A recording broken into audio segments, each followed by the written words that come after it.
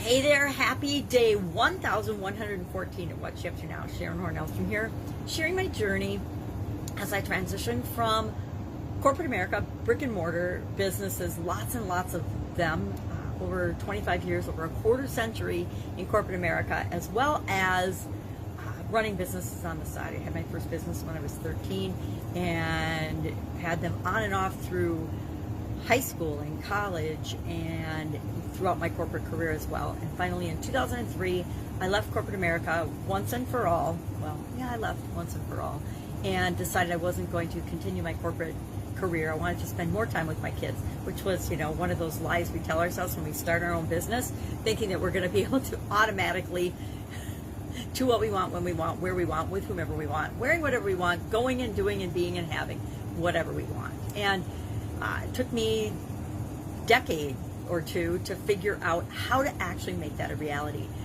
I remember creating about a 4-hour work week for my Italian food manufacturing business for me right before Tim Ferriss came out with his book, The 4-Hour Work Week, and read the book and loved it and realized, oh, well, he did all that with an online, remote, and different type situations, whereas I'm doing it with a hardcore brick and mortar manufacturing business. So there's similarities and there's differences. And so when I decided in 2017, after my divorce, to explore the world of the World Wide Web, the world of the internet, I thought after about a year of learning and making mistakes and struggling and falling into pits that I should have been able, pits and pitfalls that I should have been able to avoid, but didn't, I realized that there's this whole path that people, when they first go online, end up going through, and there's key mistakes we can make and obstacles that we can avoid if somebody tells us, if they show us the way. They're like, okay,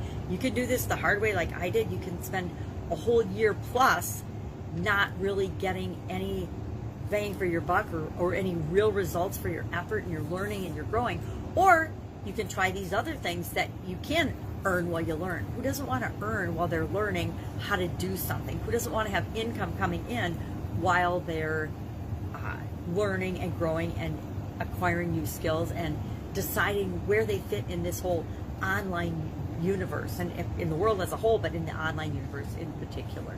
And so I like to share the stuff that I did that I really screwed up, and I like to share the stuff that's working for me.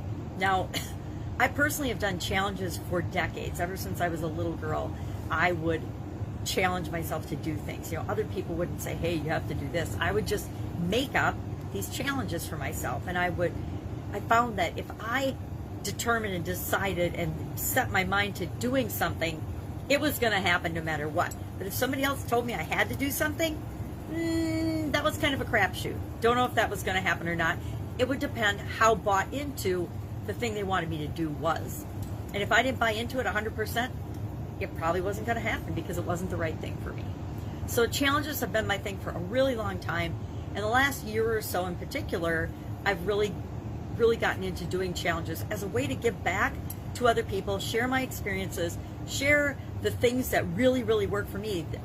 Last year during the COVID challenge, or COVID-19, I was like, all right, I need to get up and go. I need to keep moving. I can't let things outside of me shut me down and stop me from achieving the goals and objectives that I want for myself and for my life and my family and my business and everything else. But there's a lot of pressure outside of us all the time, and things in our environment happen and they come into our life to challenge us. And I actually think they come in not to challenge us, but to ask us and check in on us and see if we're really serious about having and doing and being the things that we say that we want to be, having the things that we say that we want. We always say we want all these things, and human beings, we are infinite want machines. As soon as we achieve a goal or an objective, guess what? The next one's already right behind it, waiting to become a part of our life. We're always going to want something more. Till the day we die, we're going to continue to want and desire things. And that's part of being human. We are creative, expansive entities, and we want to be always adding more to our lives. And there's plenty to add, right? There's plenty of abundance. There's more things out in this world than any of us, me included, could possibly ever imagine. Both good things and bad things. Now, I want a whole bunch of good things. I don't want any bad things. But some people we're all different, right? We're all different. So what we want and how we want it is different for each and every one of us. So I've been thinking and doing the challenge this year. Did 5 30-plus day get up and go challenges last year, which really helped me to continue to make progress toward what I want last year. And I didn't do it in January of this year. I thought, I don't know if I want to keep doing it in 2021. Let's see how the year plays out. And I will say, as far as how I personally feel, January sucked. I was letting things outside of me in. I wasn't focused, and it's not like me to be not focused, especially in January. Usually that's my super energized, excited time of the year. And so I was like, this isn't right. And so I told myself by about January 7th, I got to do another challenge. I even if other people don't want to, I need to do it for my own sanity and to keep moving forward, to get up and go. So February 1st, we started the 6th 30-plus day get up and go challenge. Now, I like to align it with the months, but February is a short month, and I certainly wasn't going to have a February like January in terms of my energy and how I feel. So I just started February 1st. We'll go a couple of days into March. I seem to be pretty good at crisscrossing challenges. I've been doing an annual challenge this is my 4th year in a row, but probably my 6th 365-day plus challenge or 365-day challenge. And this year, we are doing one thing every day that centers you. From this little journal book, do one thing every day that centers you. I love these little journals. I discovered them probably around 2013. I don't remember when the first one came out, but a friend of mine and I were in a network marketing company, and we were scared to death. Not scared to death. We weren't comfortable doing a lot of the things that they had in their success system to be successful in this network marketing company. Mainly because they teach very old school techniques in that company, and now they've moved into this century, but I'm no longer a part of them. I decided I would go to the online world and do my own thing versus doing somebody else's system and platform and thing. But the first book like this was Do One Thing Every Day That Scares You. And it was all about doing a little thing every single day to stretch your comfort zone, to feel more comfortable trying new things and doing new things. Now, I've always been a get out there and do stuff kind of person, unless it's jumping out of airplanes and things. I always find an excuse to not do that. But so I'm not super adventurous, but I am a risk taker. I don't mind doing new things and trying new things. But that was outside my comfort zone. So every day, we of course failed miserably doing that book. We did it a day or two and then we'd stop, and then we didn't do it for a couple weeks, then we'd pick up a day or two and then we'd stop. And it didn't work for us in that setting and at that time. But when I came online in 2017, I started learning and studying with ClickFunnels and doing their certification program and things. That was the way I decided I would come and make my entry into the online world. Now, I didn't ever want to make funnels or sell funnels to other people. I wanted them for mine and my family's businesses, because we're an entrepreneurial family and we have a lot of businesses. So I wanted to have a structured way of learning. Now, I'm an engineer and so I've got a very analytical step 1, step 2, step 3 process-oriented brain. And so the certification program was perfect for me to learn all the material I wanted to learn in order to use funnels and things in my life. And you could teach people how to do funnels for a year, but it doesn't have to be that complicated. I think one of the biggest lessons I've learned online is keep it simple. Simple and frameworked and straightforward, and then customize it for you is the way to go in just about anything and everything. I guess I knew that in my offline life, but in the online world, for some reason, I wanted to overcomplicate everything, and I wanted to learn everything myself. And I'm like, why in the heck would I do that? I spent 40 years not doing everything myself. Then I come online believing falsely, of course, that I have to figure it all out and learn how to do and understand everything myself. And I'm like, I never understood everything about my manufacturing businesses. Why would I expect that I have to learn and know everything about how to do things online? It was just silly. But I probably spent a year in those learning loop thinking and believing that is what you had to do. So to get myself to do videos, to do live videos, I was petrified, just like pretty much everybody else. Before you actually do them, you're scared to death. We're always afraid of things that we haven't done before, or that are unknown, or that we haven't experienced before. We don't know anybody who's experiencing it. Until we act, and even if we do, until we actually do it ourselves, we don't get over that fear. We don't stretch our comfort zone to the point where we become comfortable doing it. And I knew and had been being told for almost a year at that point, in 2018, that I needed to do live videos, but I of course didn't want to. So I found that little book. I was cleaning out and doing something, getting ready to move. It took me like 3 years to actually move after my divorce, but I was getting ready. So I was definitely procrastinating. I didn't want to move. I don't like moving, but I did finally after like 3 years. So I found that little book. It's a little black book like this that says do one thing every day that scares you. And I decided, I committed to myself, I'm like, I'm going to challenge myself to do this every single day and not quit. And it turned out it had like 370, 380 challenges in it, or little tasks. It just has like a saying and then an action item to do every day. And so I did it, and I made myself get on video and do it live. So guess what? By the end of that year, was I afraid to do a live video? Yeah, not so much. I was even so brazen as to show up in my bathrobe every day as pajama grandma to get myself to do that video every day. And I actually just kind of retired pajama grandma last year. Actually, it wasn't even until this year, till the 8th of January, when I finished the do one fun thing every day. Last year's, which was perfect, was to do one fun thing every day. I wanted more fun in my life, and then COVID hit, which turned out to be perfect, because I was hanging out with my 4-year-old granddaughter, and we got to do something fun every day. Not that we couldn't think of our own fun things to do, but it also helped me to grow as a person, to to focus on doing at least one fun thing every day. With a 4-year-old, you do a lot of fun things every day. But when she went to school in August, I was really glad that I was doing that challenge, because some days didn't feel as fun without her. It was fun to have her around, and she actually really helped me to get up and go and keep moving through COVID. So this year's is do one thing every day that centers you, because I want to get to know myself better and understand what makes me tick a little more. And I like to bring people right along with me when I'm doing challenges. That's like with my Get Up and Go challenge. I don't just lead the challenge, I actually do it right along with people. And I do the exercises, and I share my homework, and I share real life examples of how am I applying what I'm showing you and teaching you in my life right now. I'm not going to teach you something or share something that I'm not willing to do myself, or that I'm certainly not doing myself. I've got 4 notebooks like this full from last year and this year, just for the Get Up and Go challenge, of things I'm doing, lessons I'm learning. And that, of course, leads me to new tools and resources and things that are for my own personal development, so I can be more myself and show up in the world and be an example for other people instead of a warning. Because sometimes in my life, I've been a warning for other people and how you shouldn't be and shouldn't behave in your business and in your life, because it can cause challenges in other areas and aspects of your life.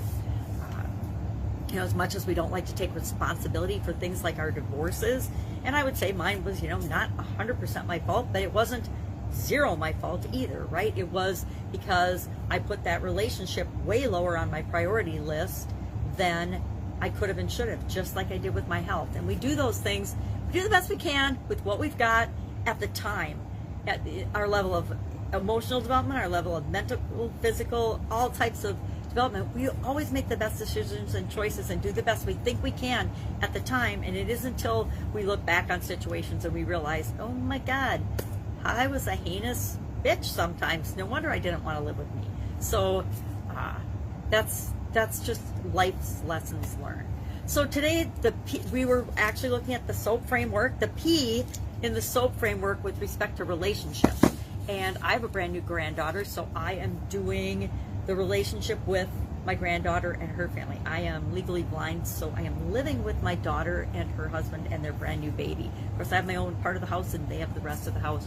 But it's definitely been a relationship building, learning experience as we all learn to live and get along with one another. Now, add a brand new baby to that mix, and everybody has to grow and change and morph the way our relationships work. And so that's the relationship I'm focusing on as I go through the SOAP framework. It just so happened she was born right before we started this, and normally I'll start out, and I like to go through all the different areas and aspects of our life. I usually cover for sure 4 days, 1 day each on the S, the O, the A, and the P of physical, financial, and relationships, because time and time again when I talk to people, it's one of those 3 areas that are really giving them the most challenge right now, especially during COVID-19 and the pandemic. We wish it was all done and over with, but there's still millions and millions of us being impacted on a daily basis because of it. So those are the key areas I like to cover 4 days at a time. And then I spend a day each on the other 3 areas and the other 4 areas to make sure that we really understand the SOAP framework. And guess what? That means every time I do it, I personally get to work on each of those areas of my life in a very open and conscious way. And so guess what? It's win-win for me and for everybody else as well. So that's kind of the selfish reason that I do it. But it also keeps me going. It keeps me getting up and going and moving forward in the directions I want in all the areas and aspects of my life. And I like to share that with other people so that they can do the same. Thinking about, our idiom today was don't count your eggs, or don't count your chickens before they hatch. And of course, I got to pull out my chicken with its head cut off, one of my favorite little proppy things, and then the plastic eggs with chicks that did hatch and some that never hatched. So that was a fun one. Don't count your chickens before they hatch, because we all count on things as a certainty only to discover that they blow up in our face. If that had never happened to you, chances are last year when COVID-19 hit, there were some areas or aspects of your life that were blown up. Things that you had counted on for the year, things that you had planned on, vacations, objectives, goals, things with the kids education, kids activities, all in all of it got blown up simultaneously. And so we're all experiencing that. It has been a really positive experience in some ways and super negative in other ways. You know, we're having a cold snap where I live right now. It's, I think, I don't know, 7th or 8th day in way sub-zero temperatures. I think it was 24 below without wind chill last night. So I am starting to get a little cabin fever because I haven't been out and about, and I need to get outside and walk around. Keeps my brain a little bit sane. So the cabin fever is real in the winter in Wisconsin anyway, and I think everybody's getting kind of COVID fever because we've been trapped down, locked up, kept away from our people and other human beings in the physical sense, actually being with people. And right, Zoom and technology and what Google Talk and all these tools and FaceTime if you've got the iProducts and video conferencing on our Android phones. Those are all available. We just did a video call last night with my mom, who's 84 and in Texas. And it's the first time she got to see little Quinlan, the new grandbaby. So that was fun, but it's not the same as being there and holding them. So we're working through that. Now, I'm actually going to be on one of actually a lady that I met her through a group I met her on LinkedIn and did one of her reading challenges. Now, if you're legally blind, guess what? Reading challenges are a real thing. They're a real challenge. I actually just blow the books up on my big screen TV is how I can make that happen. But I've been doing her reading challenges, and she's an amazing woman. She's having me on her podcast tomorrow where I have to talk about one big problem, the one big problem. So if you have an idea of what my one big problem should be that I talk about, I would love that, because I was brainstorming this morning a couple, because I can talk about for 5 minutes a lot of big problems, right? And I don't want it to be bad or controversial, but I'm like, what should my one big problem be that I talk about? So let me get the list here. I've got Afraid to Be Yourself, How to Be You, 100% Personal Responsibility, which is kind of a pet peeve of mine. A lot of us, me included, sometimes we don't want to take responsibility. We want somebody to do it for us, and that leads to us giving up control in our life. And when we give up control, then we have to deal with the consequences of that, right? If we give up our freedom and our choice, and the thing is, with freedom of choice comes responsibility. The thing with leadership comes responsibility. When we're leading people, we're now responsible for those people and their actions. We don't get to abdicate responsibility and say, oh, Joe did that, or Jane did that, or whoever, blaming someone else if we're the leader. So we could talk about that. We could talk about not thinking for yourself. All guilty of that as well. Sometimes we just want to go no mind, and we want other people to tell us what to do, what to say, what to think, and how to feel. It's not a very fun way to live, but we all do it at certain times in our life. So I'm trying to think of what is the one big problem that I see in the world or in our lives or in our business. I guess I have to get a little more clarity from her on what she wants me to talk about. But there's a whole lot of big problems, and I can talk about them and then how we go about solving them. I think that's the most important part. We're all really good at talking about whining and complaining, bitching and moaning about what is something we see as a a wrong or unfairness in life, but we forget the part about offering up solutions and then actually being part of those solutions. The more we're focusing on the problem, the more that problem grows. The more we're focusing on solutions, pretty soon that problem disappears and dissolves. All right, that's all I've got today. What am I working on? Interviews, book reviews, all kinds of things. And thinking about the whole Challenge Summit idea, whether I really am committed to that or not. I kind of lost my motivation in January toward that and did not follow up and do what I would have to be putting in place to make that happen in a quick fashion, but there's no deadline, and I think that's the problem. I was thinking February, but January was such a funk, and I don't get in funks very often, but I definitely did in January. I didn't do it. I didn't feel motivated or inclined to do it, so I didn't. And when I don't do the steps that lead up to what I want to happen, it doesn't happen. So to have to make a yay or nay, yes or no, no or no go decision on that, and a choice, and decide, do I want to do it or not? And then maybe it's just the purpose of doing it. I need to revamp and get focused on why I want to create that, what that's going to create in the world, and who it's going to benefit before I can decide whether I'm going to do it or not. All right, any questions, any help, hit me up in the comments below or direct message me. Otherwise, I'll be with you tomorrow, probably pontificating on what I'm doing now. Have an awesome day.